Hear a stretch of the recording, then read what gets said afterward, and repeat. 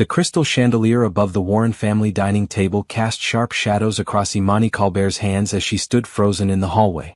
Her fingers gripped the edge of the doorframe, knuckles turning ashen beneath her deep brown skin. Through the crack in the door, she could see her adoptive family gathered around the mahogany table, papers spread before them like accusations. "We're drowning, Thomas." Patricia Warren's voice was sharp, cutting through the air like glass. "The company is 6 months from bankruptcy." 6 months? After 3 generations of success, we'll be the ones who lose everything. Imani's heart hammered against her ribs. She had known things were bad. The hushed phone calls, the arguments behind closed doors, the way Thomas Warren's face had grown gaunt and gray over the past year. But bankruptcy? The word seemed impossible for a family that had always worn their wealth like armor. "The Pierce meeting is our last shot." Bradley Warren, their biological son, leaned back in his chair. At 32, he had his mother's sharp features and his father's sense of entitlement. "Brandon Pierce has more money than God. One investment from him could save everything. He's also notoriously particular about who he works with." Thomas Warren rubbed his temples. "Every proposal we've sent has been rejected. He won't even take our calls anymore." Silence fell over the room. Imani knew she should walk away, go back to her small room in the East Wing, pretend she had heard nothing. But her feet refused to move. Something about the tension in the air told her this conversation was about to turn dangerous. "What if we sweeten the deal?" Patricia's voice had changed, taken on a calculating edge that made Imani's stomach turn. "Offered him something unexpected? What are you suggesting?" Thomas asked. "Imani." The name hung in the air like poison. Imani's breath caught in her throat. "What about her?" Bradley asked, genuine confusion in his voice. Patricia laughed, a cold sound that held no humor. "Think about it. Brandon Pierce has everything: money, power, success. But he's been alone since his wife died 3 years ago. What if we offered him companionship? As part of the business package?" "You can't be serious." Thomas's voice held more disbelief than outrage. "You want to offer our daughter?" "Adopted daughter," Patricia corrected sharply. "And I'm not talking about anything permanent or illegal. Just part of the arrangement. We took her in, gave her a home, education, everything.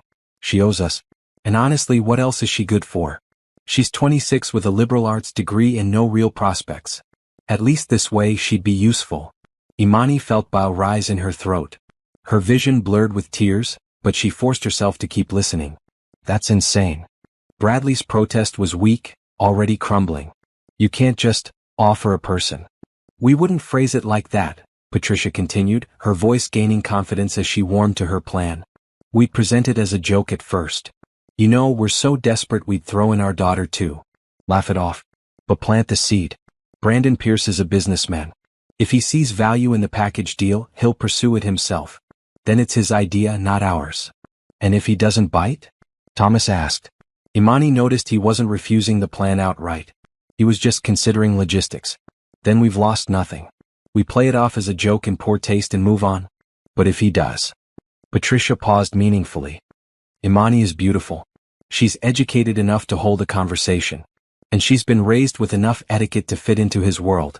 From a purely strategic standpoint, she's an asset we haven't utilized." "This is crazy." But Bradley's voice held more curiosity than conviction now. "You really think he'd go for it?" "Men are predictable," Patricia said coldly. "Especially lonely ones with too much money. They like to play hero.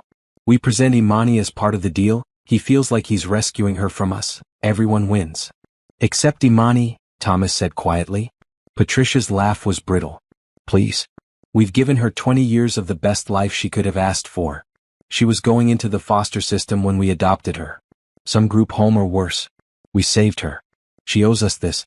And honestly, marrying a billionaire? Most women would kill for that opportunity. She should be grateful." Imani's legs finally unlocked. She stumbled backward, her hand flying to her mouth to muffle any sound. Her entire body shook as the reality crashed over her like ice water. They were planning to trade her. Like property. Like an object to be used in a business transaction. 20 years. She had spent 20 years in this house trying to earn their love. Trying to be good enough, smart enough, quiet enough. She had watched them lavish attention on Bradley, had accepted the smaller bedroom, the hand-me-down clothes before they finally bought her new ones, the subtle ways they reminded her she wasn't really family. And she had told herself it didn't matter. That they had given her a home when no one else wanted her, that she should be grateful. But they had never wanted her at all. She had always been an acquisition. Something to make them look good, to show how charitable and progressive they were. And now that they needed something, they were ready to trade her away without a second thought. So we're agreed? Patricia's voice drifted from the dining room. The Pierce dinner is tomorrow night. We make the joke, see how he responds. I still think this is insane, Bradley muttered.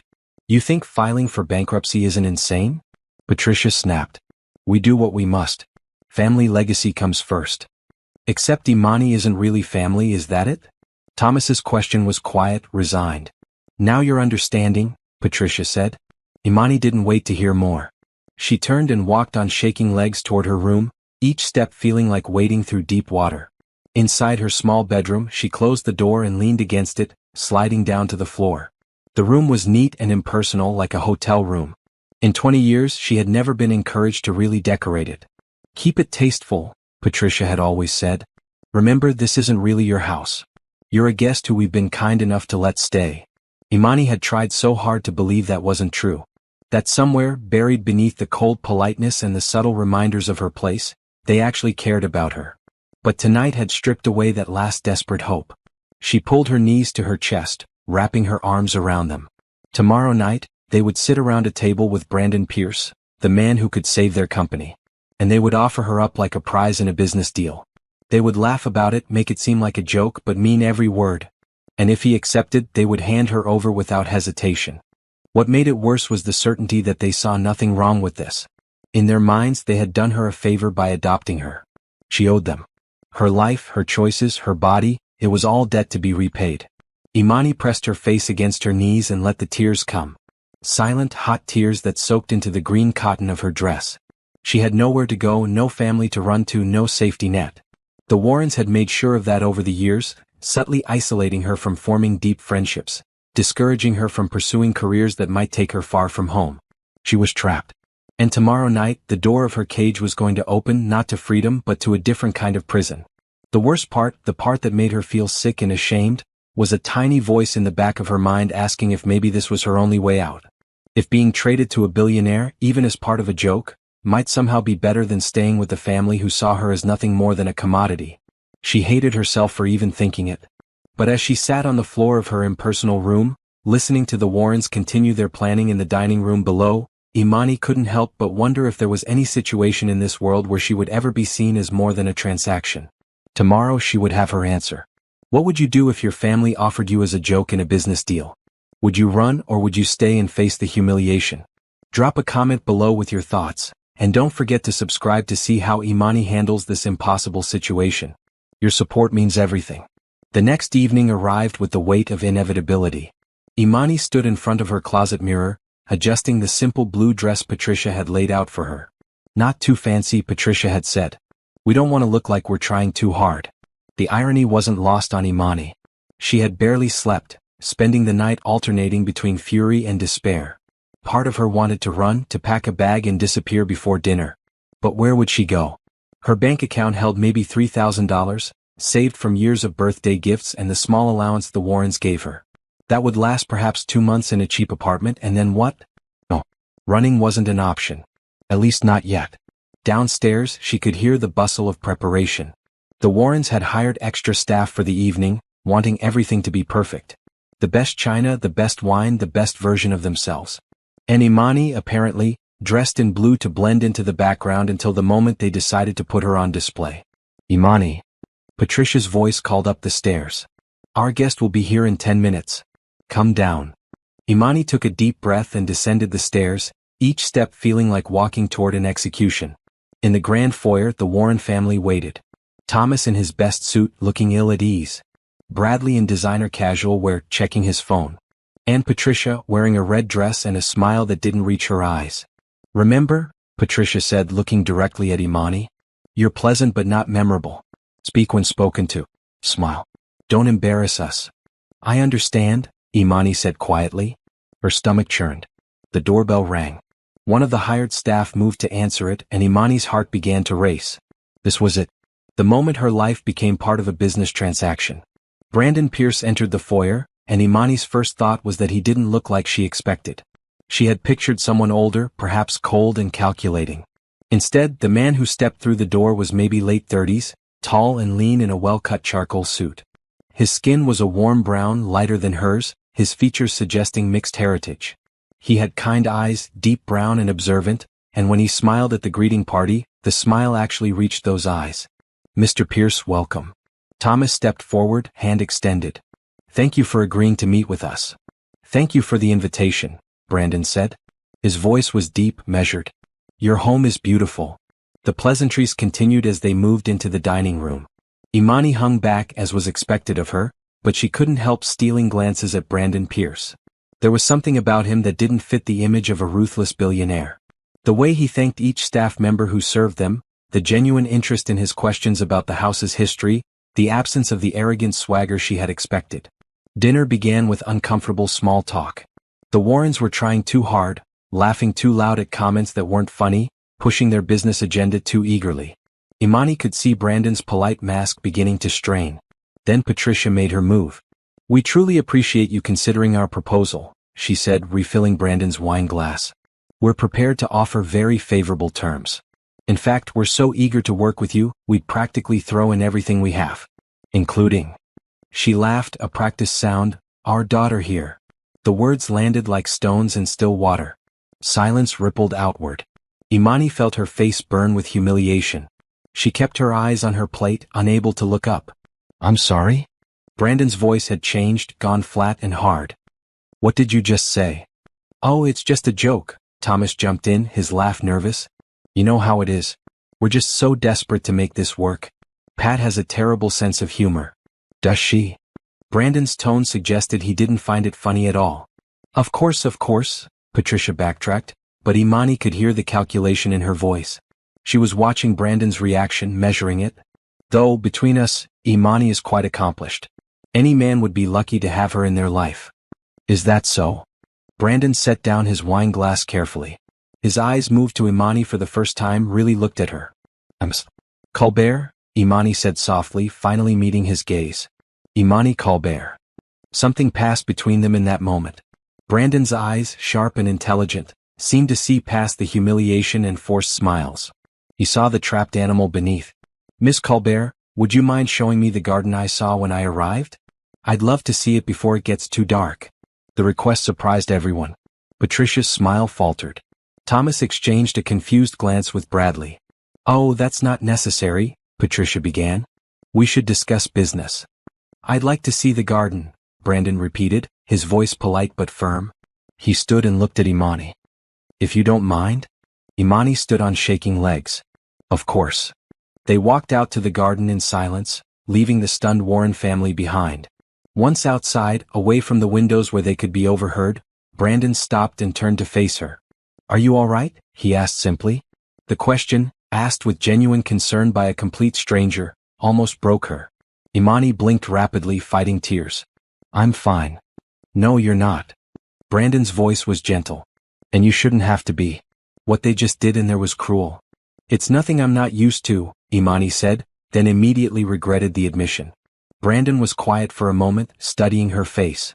"How long have you lived with them?" 20 years. They adopted me when I was 6. "And they treat you like this regularly?" Imani didn't answer, but her silence said enough. Brandon nodded slowly as if making a decision. "Miss Colbert, I'm going to make you an unusual offer.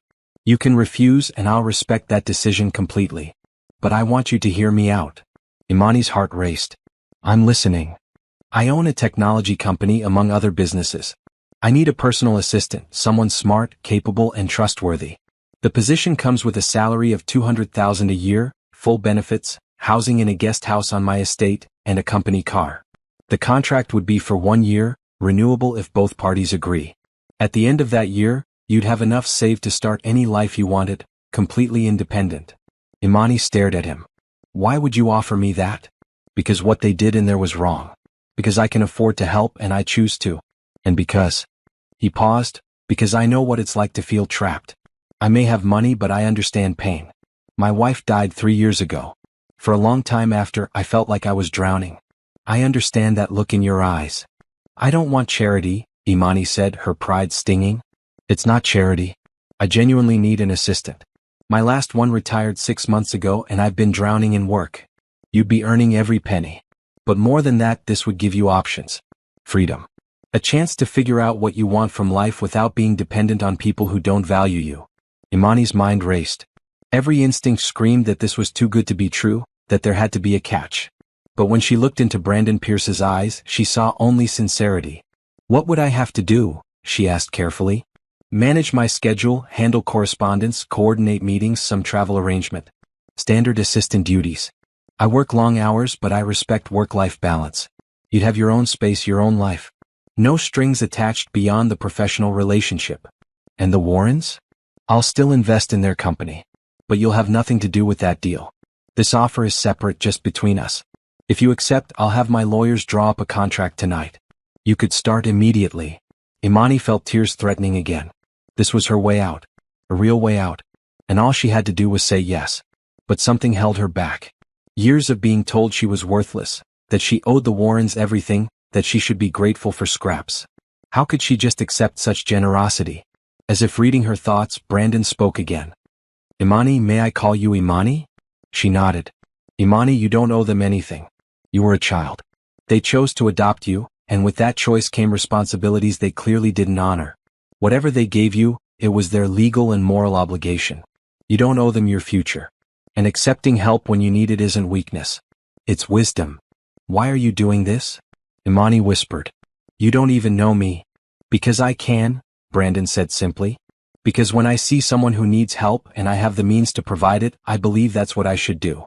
And maybe... He paused, a sad smile crossing his face.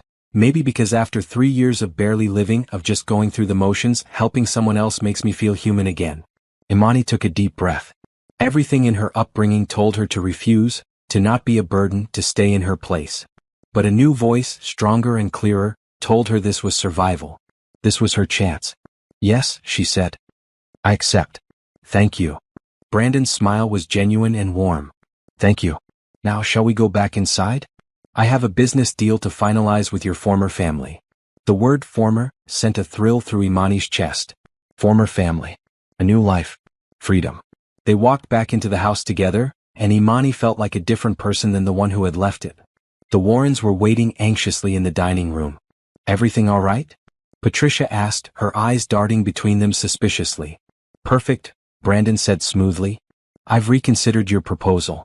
I'll invest the full amount you're requesting.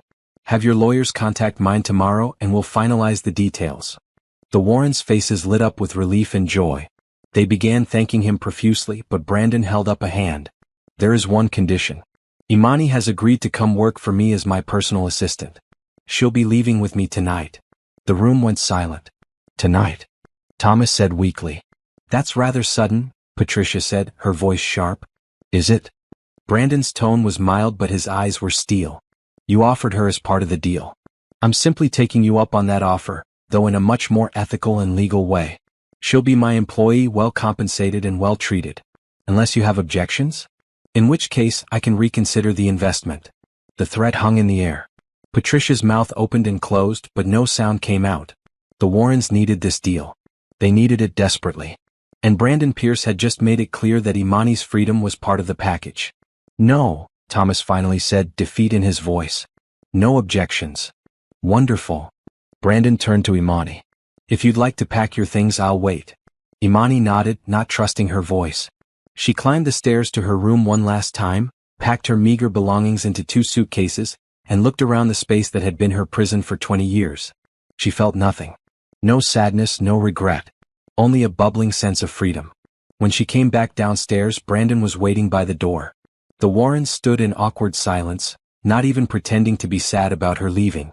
Goodbye, Imani said to them. It was all she could manage. Patricia nodded curtly. Thomas looked away. Bradley was back on his phone. Imani walked out the door and didn't look back. In the driveway, a sleek black car waited. Brandon's driver took her suitcases and loaded them into the trunk. Ready? Brandon asked. Imani looked back at the house one more time, then at the man who had just changed her entire life. Yes, she said. I'm ready. As the car pulled away from the Warren estate, Imani watched the house disappear in the rearview mirror. She was leaving behind 2 decades of pain, of feeling unwanted and used. and driving toward something new, something unknown. It was terrifying and exhilarating in equal measure. But for the first time in as long as she could remember, Imani Colbert felt hope. The Pierce estate was nothing like the Warren house. Where the Warrens favored cold marble and sharp angles, Brandon's home was warm and lived in. The main house was substantial but not showy, built of honey-colored stone with large windows that seemed to invite natural light. Gardens surrounded the property, professionally maintained but with a wild edge that suggested someone actually cared about beauty, not just appearances. The car pulled up to a smaller building set apart from the main house, connected by a stone path lined with solar lights. "This is the guest house," Brandon explained as they stepped out. "It's yours for as long as you work for me. 3 bedrooms, full kitchen, living space. Completely private. I'll only come over if invited or if there's an emergency." Imani followed him inside and caught her breath. The space was beautiful. Hardwood floors, comfortable furniture in shades of green and cream, large windows overlooking the garden. It felt like a real home, not a showpiece. "The main bedroom is through there," Brandon pointed. "I had my housekeeper stock the kitchen with basics, but we can go shopping tomorrow if there's anything specific you need. Here's a key, the code for the security system, and this." He handed her a smartphone, still in its box. "It's linked to my business accounts and has all the contact information you'll need. Your personal accounts can stay separate if you prefer." Imani turned the phone over in her hands, overwhelmed. "This is too much." "It's tools for your job," Brandon corrected gently. "Imani, I need you to understand something. You're not a charity case. You're my employee. I have high standards and I'm going to expect you to meet them. This isn't a free ride. It's an opportunity, but you'll have to work for it." The words, oddly, were comforting. Imani had been afraid this was all pity. The idea that she would have to earn her place, that she had value to offer, made it feel real. "I understand," she said. "Good. Now it's late. Get settled tonight. Tomorrow morning, come to the main house at 8. We'll go over your duties and get started. My housekeeper, Mrs. Chen, will give you the tour." "Oh, and Imani?" She looked up at him. "Welcome home." After Brandon left, Imani stood in the middle of her new living room, surrounded by her meager suitcases, and finally let herself break down. She sank onto the couch and sobbed, great heaving cries that came from somewhere deep inside. But these weren't tears of sadness. They were relief. The overwhelming emotion of realizing she was finally, truly safe. She cried until she had no tears left, then wiped her face and began unpacking. Her clothes looked shabby and sparse in the large closet, her few personal items barely filling one shelf. But it was hers. This space, this chance, this life was hers. That night, Imani slept better than she had in years. The next morning she woke early, nervous energy flooding her system. She dressed carefully in one of her nicer outfits, black slacks and a cream blouse, then walked the stone path to the main house. Mrs. Chin met her at the door. The woman was in her 60s, with kind eyes and a no-nonsense demeanor. "You must be Imani. I'm Mrs. Chin, I manage the household. Mr. Pierce asked me to show you around before you start." The main house was impressive but comfortable. Unlike the Warren home, which felt like a museum, Brandon's house showed signs of life. Books stacked on tables, comfortable throws on chairs, photos on the walls. Photos of a beautiful woman with dark hair and a warm smile, sometimes alone, sometimes with Brandon. His late wife, Imani realized. "Mr. Pierce works from home most days," Mrs. Chin explained as they walked. "His office is on the 2nd floor. You'll have a desk there as well. He prefers not to go into the corporate headquarters unless necessary, too many distractions." She showed Imani the office, a large room with floor-to-ceiling bookshelves, 2 desks facing each other, and windows overlooking the garden. One desk was clearly Brandon's, organized chaos with files and papers. The other was pristine, waiting for Imani. "He's in a conference call right now," Mrs. Chin said. "Should be done in about 20 minutes. Would you like coffee while you wait?" "Please," Imani said. "And Mrs. Chin? Thank you for being so welcoming." The older woman's face softened. "Mr. Pierce is a good man. He's been through a lot these past few years. It's nice to see him engaging with life again. Whatever arrangement you two have worked out, I'm glad you're here." Imani spent the waiting time examining the office, trying to get a sense of how Brandon worked. His desk held 3 computer monitors, various electronic devices, and surprisingly, several framed photos. The woman from downstairs appeared in most of them. His wife. She had been beautiful, but more than that, the photos captured a sense of joy in life that made Imani's chest ache. How devastating it must have been to lose that. "Sorry to keep you waiting." Brandon's voice startled her. He entered carrying his own coffee mug, dressed more casually today in dark slacks and a green button-down. Morning conference calls are a necessary evil. How did you sleep? Very well, thank you. The guest house is perfect. Good. Ready to jump in? The next several hours passed in a blur. Brandon walked Imani through his various businesses, his schedule management system, his preferences for correspondence, and the dozens of small details that kept his empire running. He was patient but thorough, and Imani found herself taking furious notes. I know it's a lot, Brandon said around noon. We'll take it step by step. You'll learn as we go. They worked through lunch, Mrs. Chin bringing them sandwiches that they ate at their desks. Imani watched how Brandon handled phone calls and video conferences, noting his style. He was direct but never rude, decisive but willing to listen, powerful but not cruel. It was a master class in leadership. Late in the afternoon, a man appeared in the doorway of the office. He was African American, about Brandon's age, with an easy smile and sharp eyes. So this is the new assistant everyone's talking about, he said. Imani, this is Jerome Mitchell, my CFO and best friend since college. Brandon introduced them. Jerome, this is Imani Colbert. Jerome crossed the room and shook Imani's hand warmly. Welcome to the madness. Fair warning, Brandon here is a workaholic who will run you into the ground if you let him. I pay you very well to not be run into the ground, Brandon said mildly. True. Jerome turned back to Imani. Seriously though, welcome. Brandon's been a mess without an assistant. We're all hoping you can bring some order back to the chaos. There was genuine warmth in Jerome's welcome, no suspicion or judgment. Just acceptance. It made something tight in Imani's chest loosen. They spent another hour going over systems and processes before Brandon finally called it a day. You did well, he said as Imani gathered her notes. Really well. I think this is going to work out nicely. I hope so, Imani said. And Brandon? Thank you. Not just for the job but for everything. For seeing me when no one else did. Brandon's expression softened. You're welcome. But Imani, you need to stop thanking me. You're earning your place here. This isn't charity. But they both knew it was more than that. Brandon had saved her, whether he wanted to call it that or not. And Imani was determined to prove worthy of that salvation. Over the next few weeks, Imani settled into her new life with a sense of wonder. She learned the rhythms of Brandon's schedule, the quirks of his businesses, the thousand small details that made everything run smoothly. She was good at it, she discovered. The organizational skills she had developed trying to stay invisible in the Warren house translated well to managing a billionaire's complex life. Brandon was an excellent boss, demanding but fair, quick to praise good work and patient with mistakes. He treated her like a person, not a servant. He asked about her opinions, valued her input, and slowly, Imani began to feel like she had real worth. One evening, about 3 weeks in, Brandon invited her to have dinner with him and Jerome in the main house. Jerome had brought his wife Tanya, a warm woman who immediately put Imani at ease. It's so nice to see Brandon engaging with people again, Tanya said as they ate. She wore a cheerful red blouse that suited her personality. After Michelle died, he just shut down. Threw himself into work and nothing else. Tanya? Jerome warned gently. No, she's right, Brandon said. He looked at Imani. I haven't been fully present in my own life for 3 years. I've been going through the motions. But having someone else to consider, someone to work with, it's been good for me. You've been good for me, Imani. The comment was casual, but something in the way he said it made Imani's heart skip. She looked down at her plate, afraid her face would betray the warmth flooding through her. Well, we're glad to have you here, Jerome said, smoothly changing the subject. And speaking of work, Brandon, we need to talk about the Hartman proposal. Business talk resumed, and Imani was grateful for the reprieve. But she couldn't shake the feeling that something had shifted. Brandon had called her presence in his life good.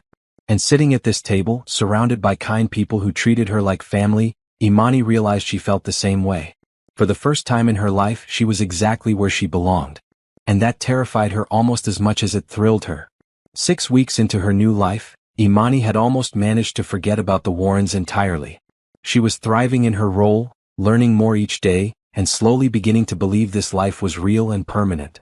Brandon had even insisted she use the company card to buy herself a proper work wardrobe, and her closet now held clothes that actually fit and looked professional. She was working late one Thursday evening, finishing up some correspondence, when Mrs. Chin appeared in the office doorway looking troubled. Imani, there are people here to see you. They say they're your family. Imani's blood ran cold. The Warrens? Mrs. Chin nodded. They're quite insistent. Mr. Pierce is in a board meeting, or I would have asked him first. I wasn't sure what to do. Imani's hands were shaking, but she forced herself to stay calm. Where are they? I left them in the front parlor.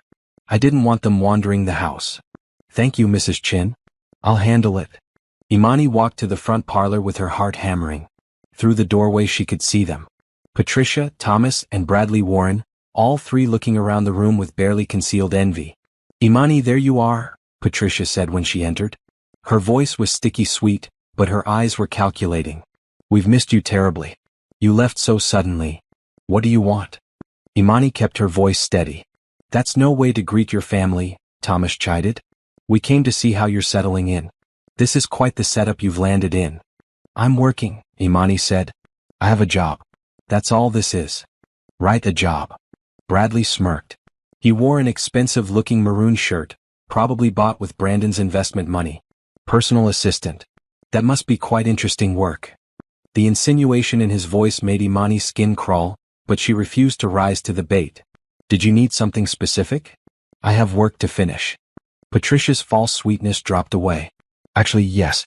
We do need something. Brandon's investments saved our company, which is wonderful. But we've identified some additional opportunities. Expansion possibilities that could really take us to the next level.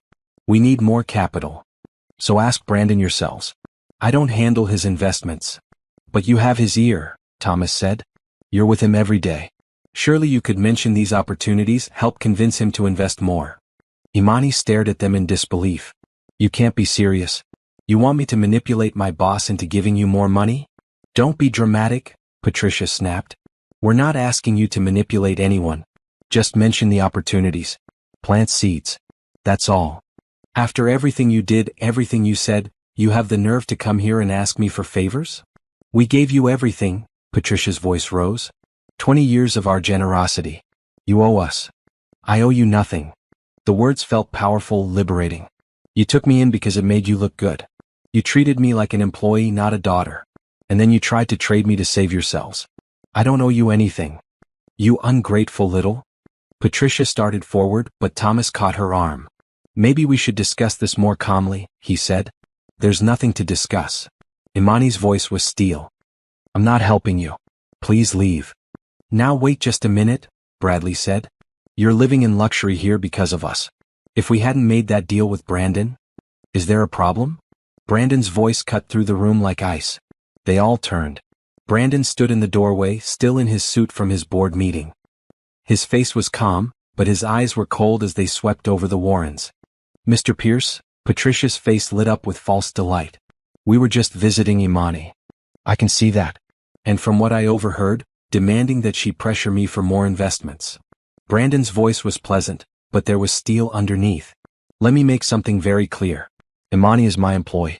She has no influence over my business decisions, nor would I ever put her in that position. Your business arrangement is with me directly. If you have proposals, you go through the proper channels. Of course, we didn't mean to. Thomas started. I think you did. Brandon stepped fully into the room. I think you came here to exploit someone you've spent 20 years exploiting. That ends now. We're her family, Patricia protested. No, you're not. Family doesn't treat people the way you treated Imani. Family doesn't offer a child up as part of a business deal, even as a joke. Brandon's voice was cutting. I've been thinking about this situation a lot over the past few weeks. And I've made a decision. He pulled an envelope from his jacket pocket. This is a check. It will pay off every remaining debt your company has. Every mortgage, every loan, every credit line. You'll be completely solvent. The Warrens' eyes went wide with greed and disbelief.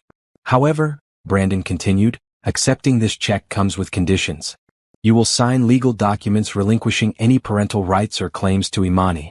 You will sign agreements never to contact her again unless she initiates contact.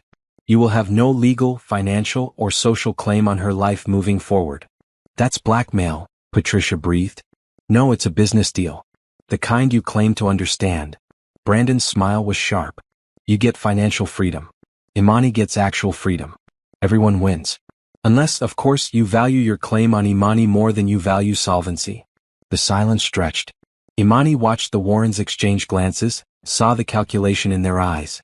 They were weighing the value of keeping her in their clutches against the value of complete financial security. It took them less than 30 seconds to decide.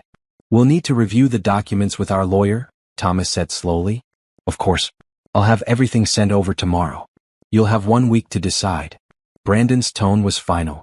"Now I think you should leave. You're upsetting my assistant, and I have a very busy schedule tomorrow that I need her clear-headed for." The dismissal was clear. Patricia looked like she wanted to argue, but Thomas was already moving toward the door. Bradley followed, throwing one last resentful look at Imani. At the doorway, Patricia turned back. "You'll regret this, Imani. Biting the hand that fed you." "The hand that fed me also tried to sell me," Imani said quietly. "I have no regrets." After they left, silence fell over the room. Imani stood frozen, processing what had just happened. Brandon had offered to pay off all the Warrens' debts. That had to be millions of dollars. Just to set her free. "Why?" she finally whispered. "Why would you do that?" Brandon's expression softened. "Because I can afford it and you deserve to be free. Because what they did was wrong and I have the means to make it right. And because..." He paused. "Because in 6 weeks you've become important to me. Not as an employee, though you're excellent at that. But as a person I care about. I don't like seeing people I care about hurt." Imani felt tears burning behind her eyes. "I can't let you do this. It's too much. It's already done. The check is written. The documents are drawn up. All that's left is for them to decide what they value more, money or control over you. And we both know what they'll choose." He was right. The Warrens would take the money. They would sign away any claim to her without hesitation. And Imani would finally, truly be free. "Thank you," she whispered. "I know you say I shouldn't keep thanking you, but I don't know what else to say." Brandon crossed the room and for the first time, pulled her into a brief hug. It was warm and solid and safe. "You don't have to say anything. Just keep being who you are. That's enough." When he pulled back, Imani saw something in his eyes she couldn't quite name. Something warm and complex that made her heart race. "Come on," Brandon said, breaking the moment. "It's late and we both need dinner. Mrs. Chin made her famous lasagna. We can eat and watch something mindless on TV. No more thinking about the Warrens tonight." They spent the evening in Brandon's comfortable media room, eating lasagna and watching old comedies.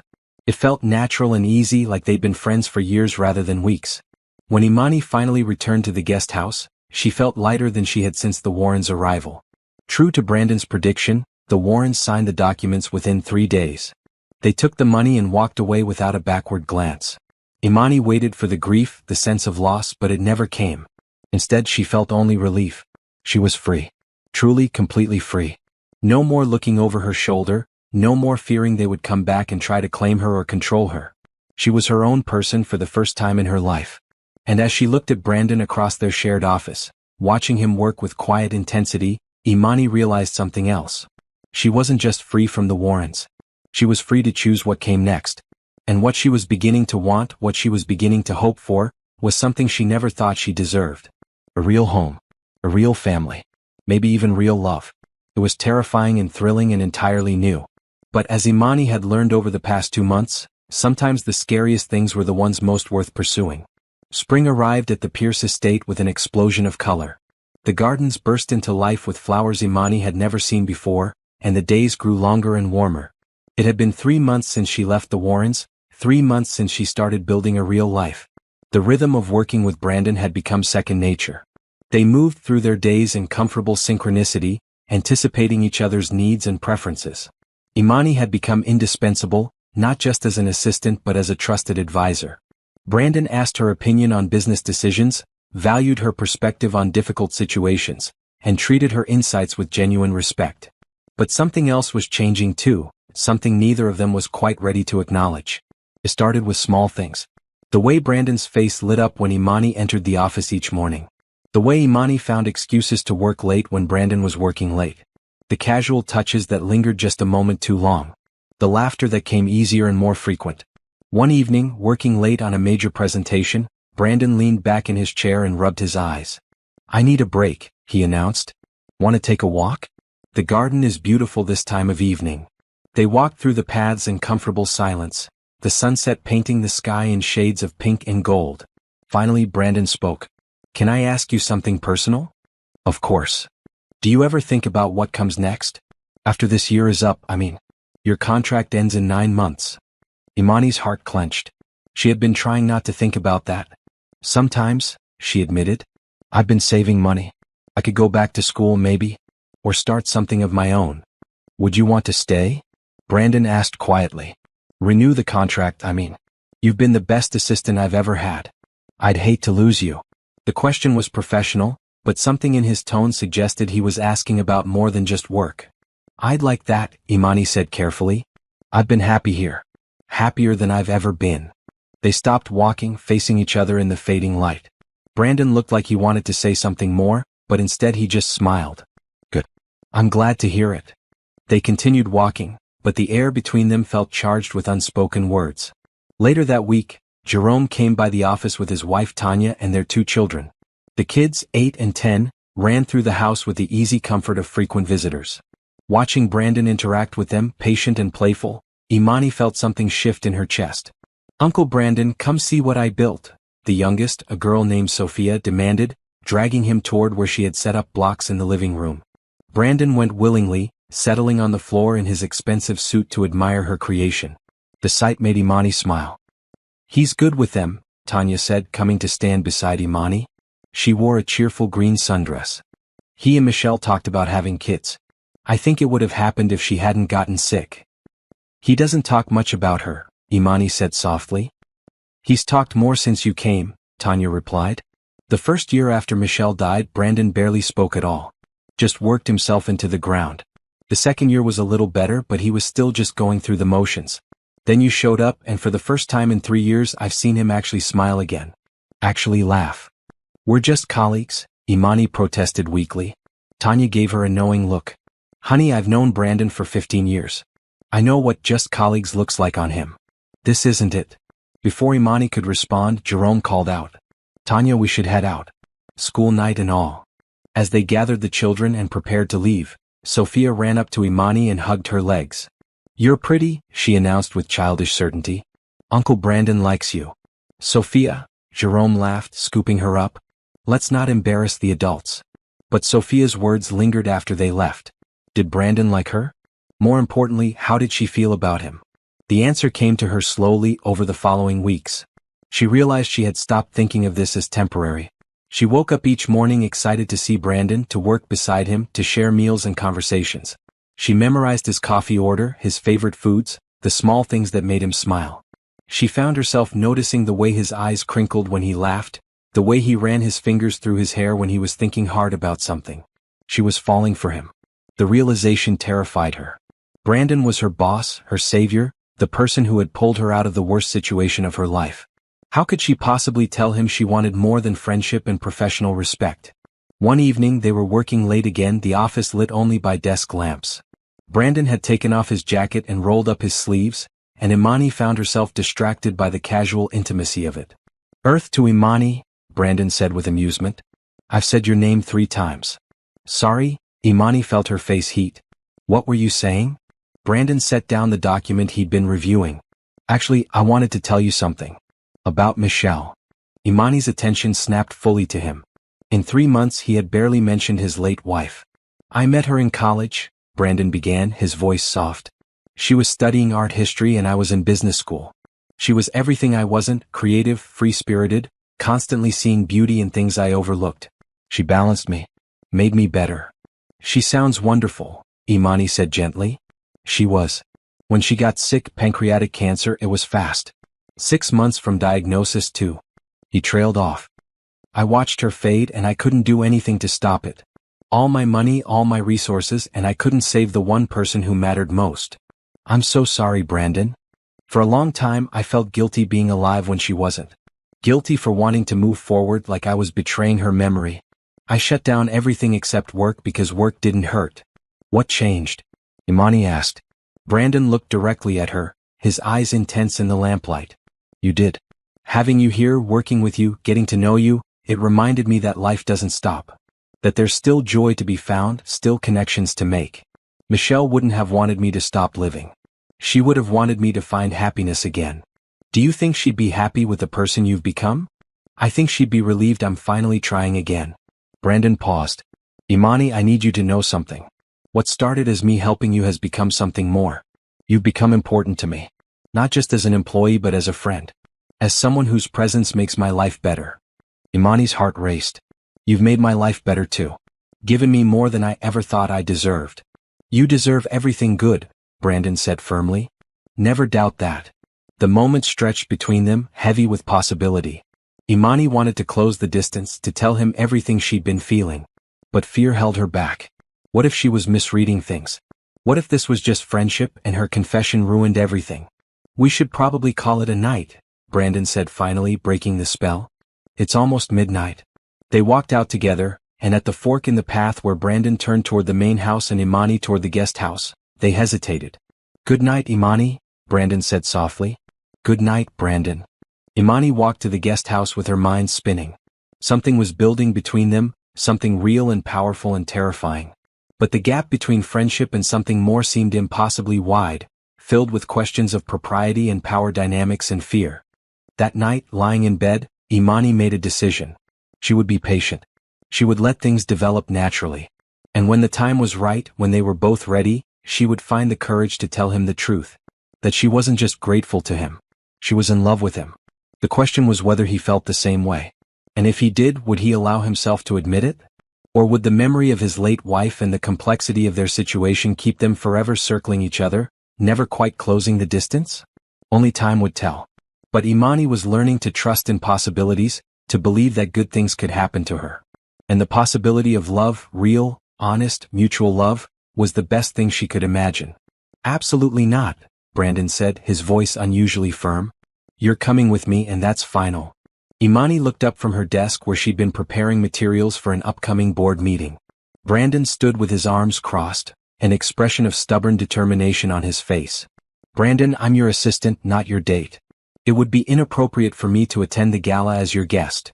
You're my colleague and I need someone there I can actually talk to without pretending to care about their golf handicap. Besides, Jerome and Tanya are going. It won't be weird. The Parker Foundation Charity Gala was the social event of the season, bringing together the city's wealthiest to raise money for children's education. Brandon had been invited as a major donor, and Imani had been perfectly content to stay home.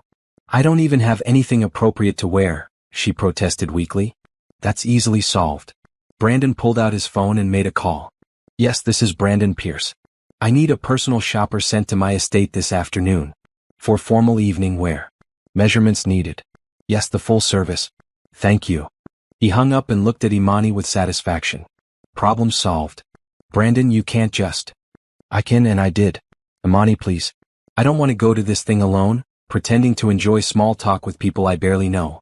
I want someone there who makes the evening bearable. That's you. The way he said it, raw and honest, made Imani's resolve crumble. Okay, she agreed softly. I'll go. That afternoon, a personal shopper arrived with racks of evening gowns. The woman, a stylish professional named Grace, had Imani try on dress after dress until they found the perfect one. It was a maroon gown, elegant and sophisticated without being flashy. The neckline was modest but flattering, and the way the fabric draped made Imani feel beautiful in a way she never had before. That's the one, Grace said with satisfaction. You look stunning. Looking at herself in the mirror, Imani barely recognized the woman staring back. The dress transformed her from assistant to equal, from background player to someone who belonged at a billionaire's side. On the night of the gala, Imani spent extra time getting ready. She styled her hair in elegant twists, applied makeup with a careful hand, and when she slipped into the maroon gown, she felt like a different person.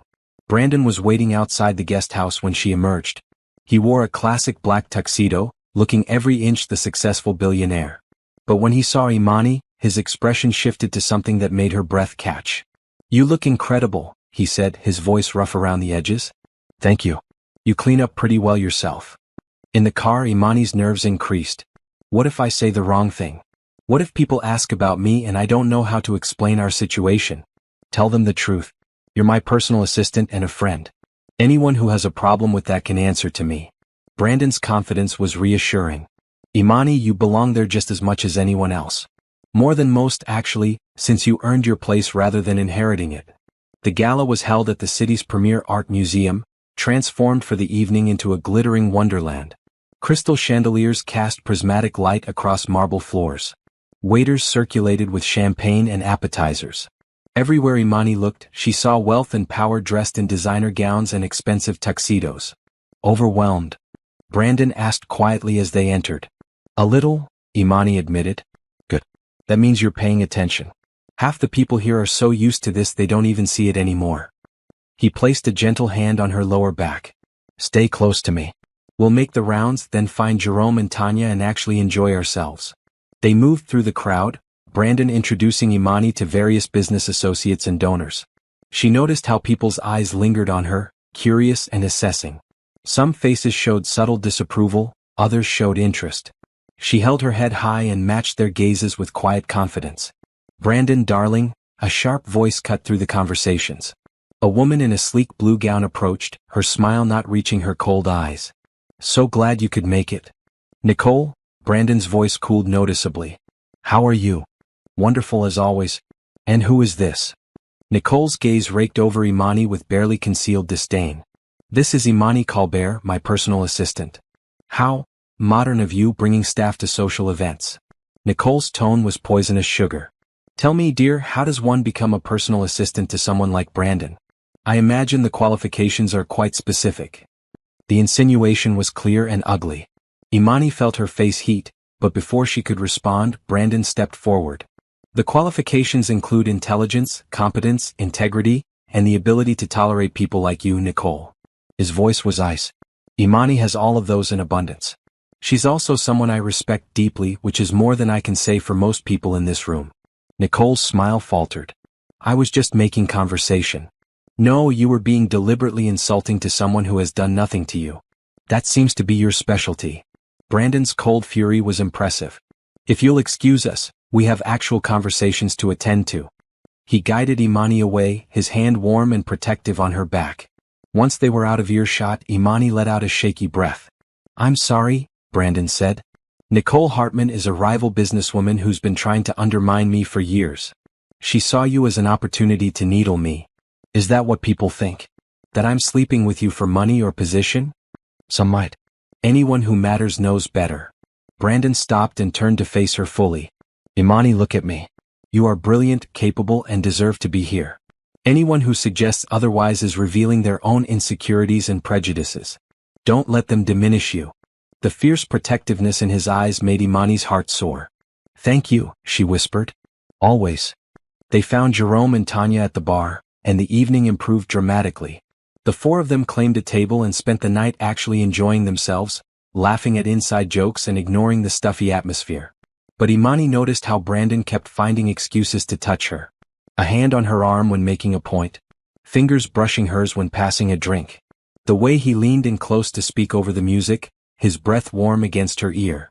It felt like more than friendship. It felt like the beginning of something neither of them had quite admitted yet. When the dancing started, Brandon held out his hand. Would you like to dance? Imani's heart hammered, but she placed her hand in his. I'd love to. On the dance floor, Brandon pulled her close, one hand at her waist, the other holding hers. They moved together naturally, and Imani was hyper-aware of every point where their bodies touched. Thank you for coming tonight, Brandon said quietly. I know I strong-armed you into it, but I'm glad you're here. I'm glad too, Imani admitted. Even with people like Nicole. People like Nicole don't matter. What matters is... He paused, searching her face.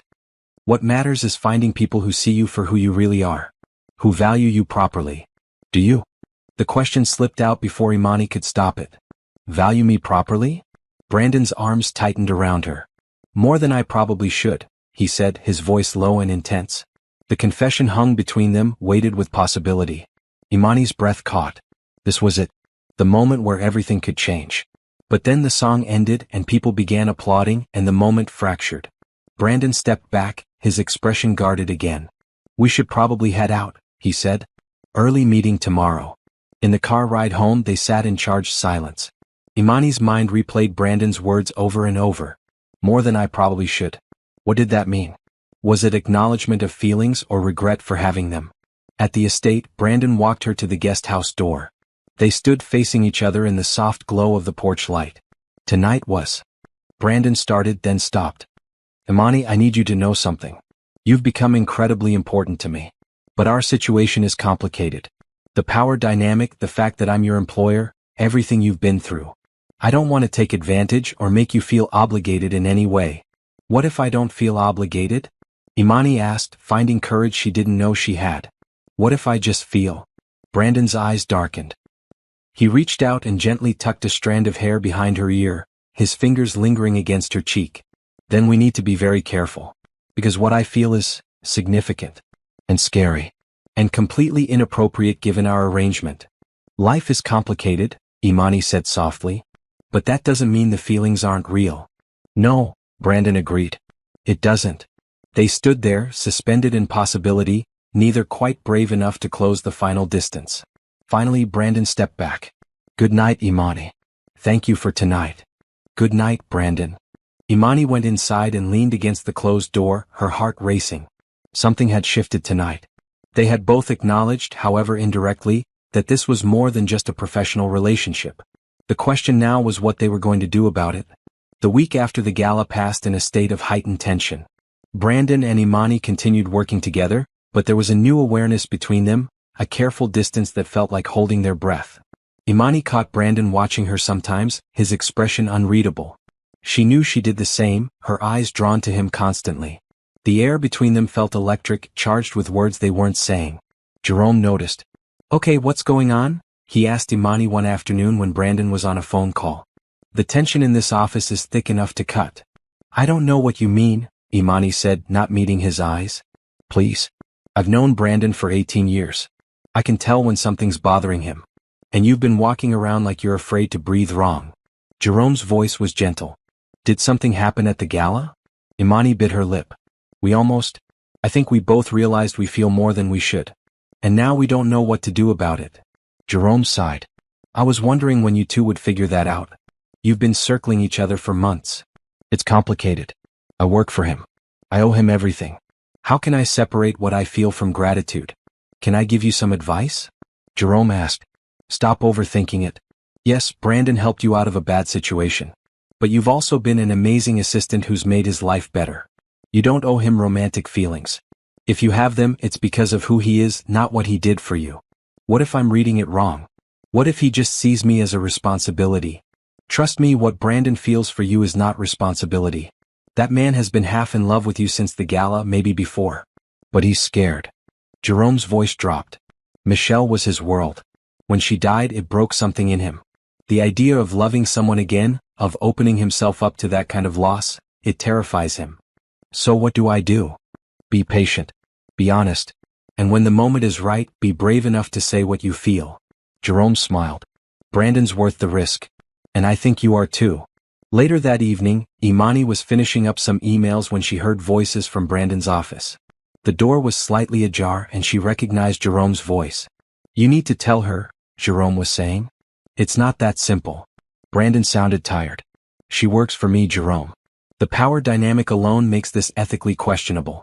And beyond that, what kind of man uses someone's vulnerability as an opening for romance? The kind who genuinely cares about her well-being? Brandon, you didn't pursue Imani when she was vulnerable. You gave her space, resources, and respect. You've spent months proving you see her as an equal. That's not exploitation. But I'm still her employer. She depends on me for housing, income, everything. How can she say no if I ask for more? How can I ever be sure her feelings are real and not just gratitude or obligation? Imani's heart clenched. So Brandon did feel something, but his conscience was holding him back. Have you considered just talking to her about it? Jerome asked. Laying out your concerns and seeing what she says? I'm terrified of losing what we have. Our friendship, our working relationship, everything.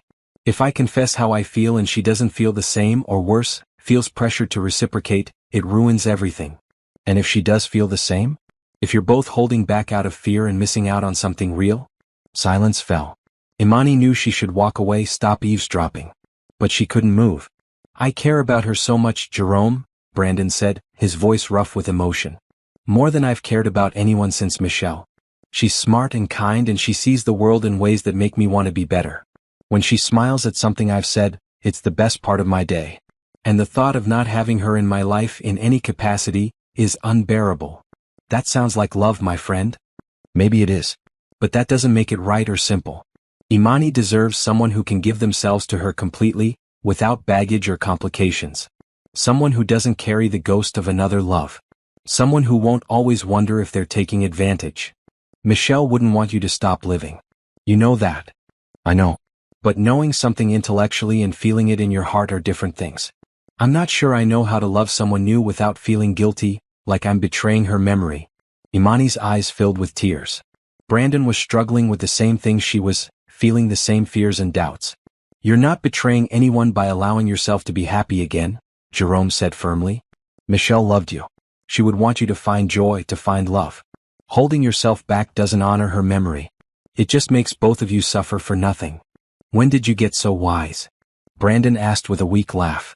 Years of watching my best friend torture himself unnecessarily. Jerome's voice was affectionate. Talk to Imani. Trust her with the truth. You might be surprised by what you hear. Imani quietly backed away from the door and returned to her desk, her mind spinning. Brandon cared for her. Really cared. But he was holding back because he didn't want to take advantage, because he was afraid of betraying his late wife's memory, because he questioned whether her feelings could be real given their situation. She understood all of those concerns. They were the same ones keeping her awake at night. But hearing him voice them, hearing the pain and longing in his voice, made her realize something important. They were both suffering because they were both trying to be noble. They were both denying their feelings to protect the other person. And in doing so they were both miserable. Something had to change. Someone had to be brave enough to break the stalemate. And Imani decided, with sudden clarity, that it would be her. She had spent her entire life letting other people dictate her worth, her choices, her future. The Warrens had taught her to be small, to not ask for what she wanted, to accept whatever scraps were offered. But Brandon had taught her something different. He had taught her that she had value, that her voice mattered, that she deserved to take up space in the world. And if he wouldn't be brave enough to say what he felt because he was trying to protect her, then she would be brave enough for both of them. She would tell him the truth. She would lay out her feelings honestly without apology or shame. And then they would figure out together what came next. The decision filled her with equal parts terror and determination. But for the first time in months, Imani felt like she was taking control of her own destiny. Tomorrow she would change everything. Tomorrow she would tell Brandon Pierce that she loved him. And whatever happened after that, at least she would know she tried. Do you think Imani should tell Brandon how she feels, or is the situation too complicated? Comment your thoughts below and subscribe to see what happens next. Will love win or will fear keep them apart? Don't miss the next chapter. Brandon was gone when Imani arrived at the office the next morning. A note on his desk simply read, Emergency board meeting. Back by afternoon. B. Imani tried to focus on work, but her mind kept rehearsing what she would say. I care about you. I have feelings for you. I think we could be something together. Every version sounded either too casual or too intense. By the time Brandon returned at 3 in the afternoon, Imani's nerves were frayed. Hey, he said, dropping his briefcase by his desk. He looked tired, but his face lit up when he saw her. Miss me? Always, Imani said, then felt her face heat at how that sounded. Brandon's expression shifted, something warm and intense passing through his eyes. Imani, can we talk? I have something I need to show you. Actually, I need to talk to you too, Imani said. Her heart hammered. This was it. Can I go first? Of course. But before she could speak, Brandon's phone rang. He glanced at it and grimaced. I have to take this. Major investor. Give me 15 minutes? Sure, Imani said, deflating slightly. 15 minutes turned into an hour as one call led to another urgent matter. By the time Brandon was free, it was after 5, and Mrs. Chen had left dinner in warming trays. I'm so sorry, Brandon said, looking genuinely distressed. This day has been chaos. But Imani, what I wanted to show you is important. Can we go to the guest house? I have something waiting there. Confused but curious, Imani followed him across the estate. At the guest house, Brandon pushed open the door and gestured inside. The living room had been transformed. On the coffee table sat stacks of documents, a laptop and several folders. But it was the banner hanging across the back wall that caught Imani's attention. New Beginnings Foundation, she read aloud, then looked at Brandon in confusion. It's yours, Brandon said softly. Or it will be if you want it. He gestured to the materials on the table. I've been working on this for weeks. A non-profit organization focused on supporting adopted children and foster youth. Providing resources for education, counseling, housing assistance, mentorship programs. Everything you didn't have growing up. Imani stared at him, speechless. You mentioned once that you wished there was more support for kids in the system, Brandon continued. That if you ever had the resources you'd want to help them. So I thought, why wait? The foundation is fully funded, $5 million to start. I've handled all the legal setup, the board of directors, everything. It's ready to launch. And it's yours to run. Mine? Imani whispered. Completely. Your name is on all the paperwork. You'll be the founder and executive director. You'll make all the decisions about how the money is spent, what programs to develop, everything. I'm just the donor. You're the visionary. Imani picked up one of the folders with shaking hands. Inside was a complete business plan, articles of incorporation with her name listed as founder, even mock-ups for a website. Brandon, I can't accept this. It's too much. It's not enough, Brandon said firmly. And here's the important part. This is yours regardless of whether you stay working for me. The foundation is independent. You can run it from here or you can rent office space downtown. You can keep working as my assistant or you can focus solely on the foundation. The choice is entirely yours. The implications crashed over Imani. Brandon was giving her complete financial and professional independence. He was removing any power imbalance between them. Why? She asked, though she thought she knew. Brandon took a deep breath. Because I need you to know you have choices. Because our relationship, whatever it is, can't be complicated by you feeling dependent on me or obligated to me. I want you in my life, Imani, but only if you choose to be there freely. Not because I'm your employer or your benefactor, but because you want to be. What are you saying? Imani's heart was racing. I'm saying that I care about you. More than care. I have feelings for you that go way beyond professional respect or friendship. But I can't act on those feelings as long as you work for me, as long as there's any question about whether you can truly choose freely. Brandon's voice was intense, his eyes locked on hers. So I'm giving you this. Real independence. Real choice. And then, if you want, when you're ready, we can figure out what comes next between us as equals. Tears streamed down Imani's face. You do all this just to remove the power imbalance? I'd do anything to make sure you know you're free. That you have value and power and choices. That whatever you feel for me, if you feel anything, is real and not influenced by gratitude or dependence. Brandon's voice cracked slightly. I love you, Imani. I've been in love with you for months. But I can't be with you, I won't be with you, until I know for certain that you're with me because you want to be, not because you feel you have to be. The confession hung in the air between them, raw and honest and beautiful. You love me? Imani whispered. Yes. So much it terrifies me. But I needed you to know you have power here. That you don't owe me anything. That this foundation is yours regardless of what you feel or what you choose. Imani set down the folder and crossed the room to stand directly in front of Brandon. She reached up and cupped his face in her hands, making him look directly at her. I was going to tell you today that I love you too, she said clearly. Before you showed me all this. Before you gave me any foundation or independence. I've been in love with you for months, and it had nothing to do with gratitude or obligation. Just because of who you are. Because you're kind and thoughtful and you see me as a person, not a possession. Because you make me laugh and challenge me to be better. Because when I'm with you, I feel like I'm home. Brandon's eyes widened. Imani. I know our situation is complicated. I know there are power dynamics and questions about whether my feelings are real. But they are real, Brandon. What I feel for you has nothing to do with your money or what you've done for me. It's about who you are as a person. The man who takes time to thank his staff. Who talks to his friends' children with genuine interest. Who carries grief with grace. Who built an entire foundation just to make sure I knew I had choices. Are you sure? Brandon's voice was rough. Because once we cross this line, there's no going back. I need you to be absolutely certain. I've never been more certain of anything in my life. Imani's voice was steady and clear. I love you, Brandon Pierce. Not because you saved me, but because you showed me who I could be. And I choose you. Freely, completely, without reservation. I choose you. Brandon pulled her into his arms, holding her tight. I love you, he whispered against her hair. So much. You have no idea how long I've wanted to say that. I think I have some idea, Imani said, pulling back to look at him. I heard you talking to Jerome yesterday. About being afraid to love again, about feeling like you'd be betraying Michelle's memory. You heard that? Brandon looked embarrassed. Every word. And I need you to know something. Loving me doesn't betray Michelle. Love isn't a finite resource. You can honor her memory and still allow yourself to be happy. In fact, I think that's exactly what she would want for you. Brandon's eyes glistened with tears. Jerome said something similar. Smart man. You should listen to him more often. They stood there wrapped in each other's arms, finally allowing themselves to feel everything they'd been holding back. So what happens now? Imani asked. Now we take it slow. We figure this out together. You launch your foundation and I support you from wherever you want me, close or with space.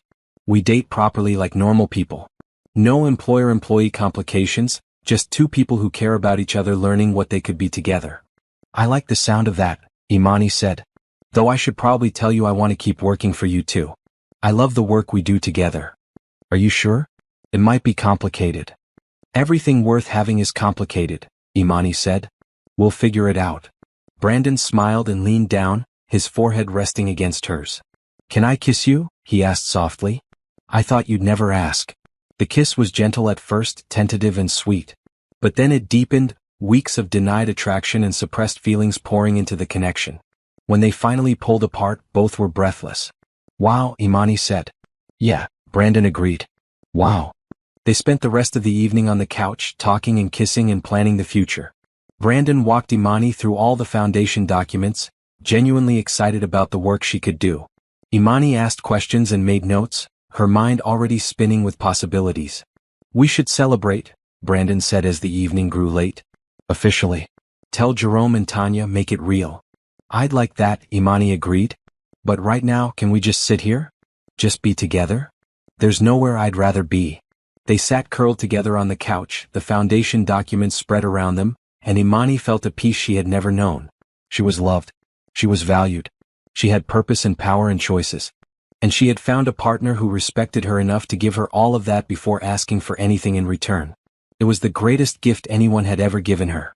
Not the foundation or the money or the independence, though those were incredible. But the trust. The belief in her worth. The willingness to love her as an equal, not a dependent.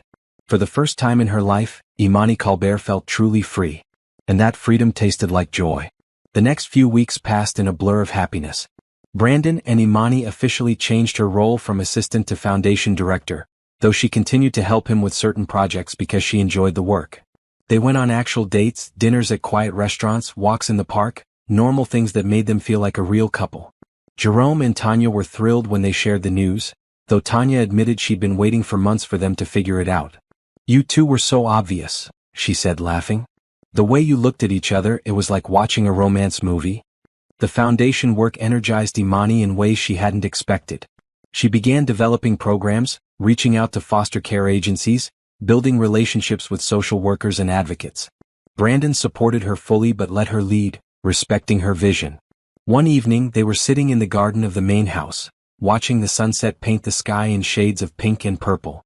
Brandon had cooked dinner, something he did when he wanted to impress, and they'd eaten on the patio. I've been thinking, Brandon said, playing with Imani's fingers. About us, about the future. Oh. Imani's heart skipped. They'd been together officially for 2 months, but it felt like longer, like coming home after a lifetime of wandering. I know it's fast. I know we should probably wait longer. But I can't stop thinking about it. Brandon turned to face her fully. I want you to move into the main house. Not as staff but as my partner. I want to wake up next to you. I want to share meals and evenings and life with you, not separated by a stone path and separate buildings. Brandon, Imani started, but he held up a hand. I know what you're going to say. That it's too soon, that we should take it slow. And if you need more time, I'll wait. But Imani, I've already wasted 3 years barely living. I don't want to waste any more time pretending I don't know exactly what I want. And what I want is you. In my home, in my life, permanently. Imani felt tears prick her eyes. I want that too, she admitted. I've wanted it for weeks but was afraid to say so. I thought you'd think I was moving too fast, or that I wanted you for your money, or that you're still that girl the Warrens tried to trade? Brandon asked gently. Imani, you need to let that go. You're not that person anymore.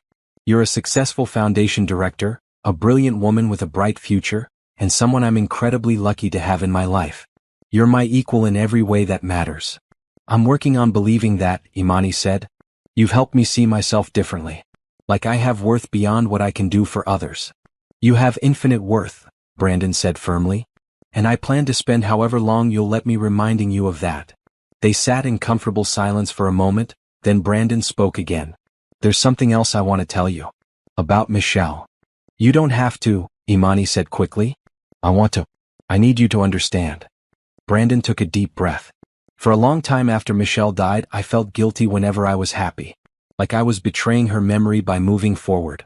But lately, I've started thinking about it differently. Michelle loved life. She found joy in everything. And I think she would be furious with me for wasting 3 years being miserable, for denying myself happiness because she couldn't be here to share it. I think you're right, Imani said softly. Loving you doesn't mean I love her less. It means I'm finally allowing myself to live again. And I think wherever she is, Michelle would be happy about that. She'd probably like you actually. You both see beauty in things others overlook. You both believe in helping people and making the world better. Imani's heart swelled. Thank you for sharing that with me. And for being patient with yourself, with us. I should be thanking you. You gave me a reason to try again. Brandon pulled her closer. So what do you say? Will you move in with me? Make this house actually feel like a home again. Imani pretended to think about it, then smiled. Yes. Absolutely yes. Brandon's answering smile was brilliant. He pulled her into a kiss that communicated everything words couldn't, love and hope and promise. When they pulled apart, Imani felt a completeness she'd never known. Everything in her life had led to this moment, all the pain and struggle and loneliness had brought her here, to this man, this love, this future. I love you, she said, simple and true. I love you too, Brandon replied. More than I thought I could love anyone again. You've given me back my life, Imani. You've reminded me how to be human, how to feel, how to hope. That's a gift beyond measure. We've given each other something, Imani corrected. You saved me, but I think maybe I saved you too. Maybe we saved each other, Brandon agreed. They stayed in the garden until the stars came out, talking about the future, making plans, dreaming out loud. Imani felt drunk on possibility, on the certainty that this was real and lasting and right. Later that night, as she packed her things in the guest house for the move to the main house, Imani reflected on how much had changed in 6 months. She had gone from being offered as a joke in a business deal to being a foundation director and the partner of a man who valued her beyond measure. She looked at the space that had been her first real home, the place where she'd learned she could be safe and valued. It would always be special to her. But now it was time to move forward, to build a life with Brandon, to continue becoming the person she was meant to be. The next day, with Jerome and Tanya's help, Imani moved her belongings into the main house. Brandon had cleared space in his closet, emptied drawers, and even moved some of Michelle's photos to his office to make room for new memories. I'll always carry her with me, he explained to Imani. But this house needs to reflect our life together now, not the past. It was one more proof of Brandon's commitment, his willingness to make space for Imani not just physically but emotionally. That night, they had their first dinner in the main house as partners, not employer and employee, not benefactor and recipient, but equals who had chosen each other freely and completely.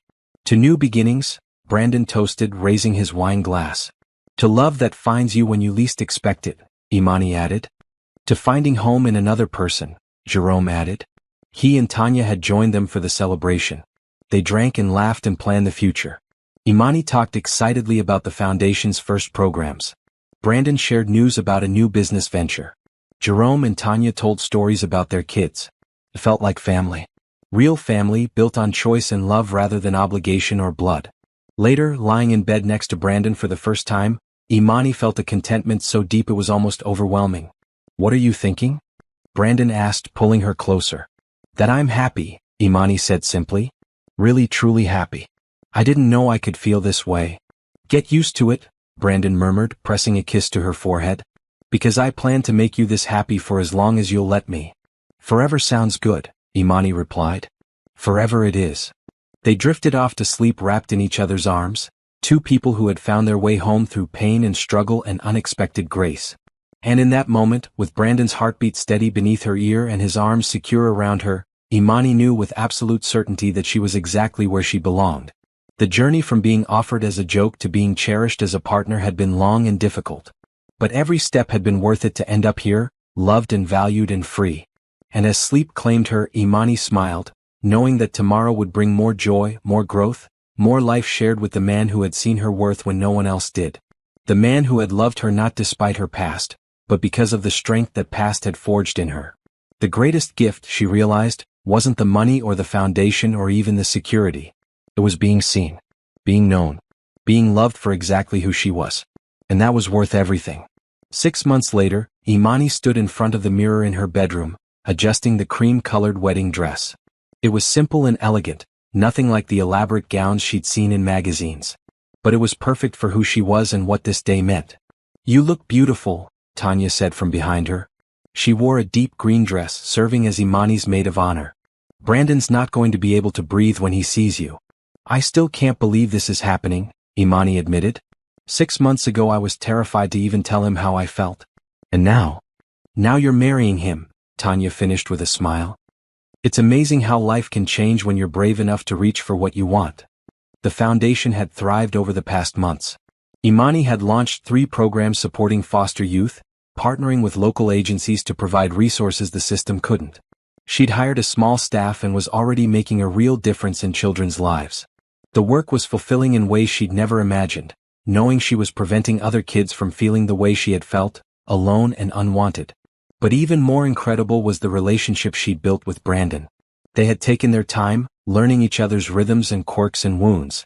They'd had difficult conversations about money and power and making sure their partnership stayed balanced. They'd laughed and argued and made up. They'd built a real relationship based on mutual respect and genuine love. 3 months ago Brandon had proposed. Not with grand gestures or public displays, but quietly over breakfast, telling Imani that every morning with her was better than he thought his life could be again, and he wanted every morning for the rest of his life. Imani had said yes without hesitation. Now, she stood ready to marry him in a small ceremony in the garden where they'd first walked together, where he'd first made the offer that changed her life. "Ready?"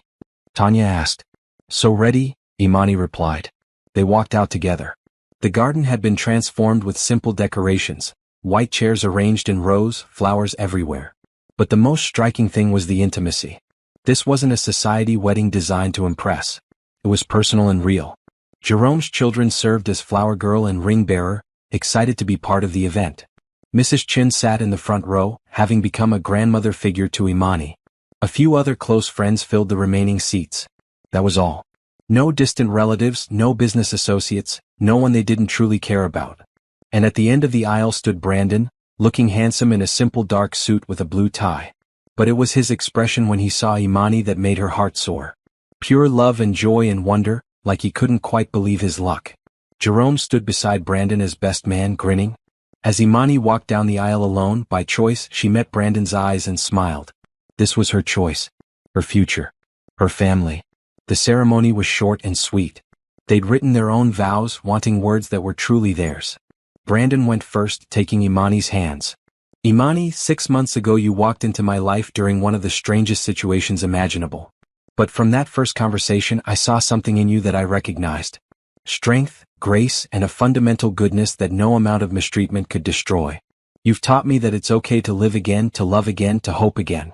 You've shown me that love doesn't diminish when shared, it multiplies. I promise to always see you as the incredible person you are. To support your dreams while pursuing my own. To build a life with you that honors both who we've been and who we're becoming. You are not the greatest gift I was offered. You are the greatest gift life could have given me. And I will spend the rest of my days being worthy of that gift." Imani's eyes filled with tears. When it was her turn, she took a deep breath. "Brandon, you once told me that love isn't a finite resource. I've learned that's true. Loving you doesn't diminish me or make me less, it expands me and makes me more. You gave me freedom when I needed it most, but the greatest freedom you gave me was the freedom to choose you, freely and completely. You saw value in me when I couldn't see it in myself. You treated me with respect when others treated me as disposable. You built me up without tearing me down. I promise to honor your past while building our future. To support you through grief and joy alike. To be your partner, your equal, your home. You saved me, but then you let me save myself. That's the most powerful love I've ever known. And I choose you today and every day after." There wasn't a dry eye in the gathering as they exchanged rings, simple bands that represented the simplicity and strength of what they'd built together. "By the power vested in me, I now pronounce you husband and wife," the officiant said. "You may kiss." Brandon pulled Imani close and kissed her thoroughly, to the cheers and applause of their small audience.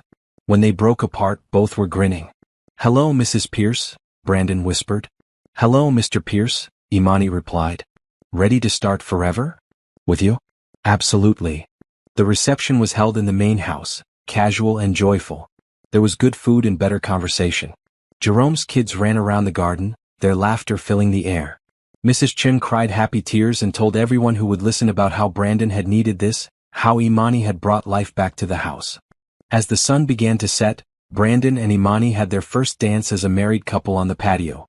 The music was soft, a song Brandon had chosen because Imani had hummed it once while working. Happy? Brandon asked as they swayed together.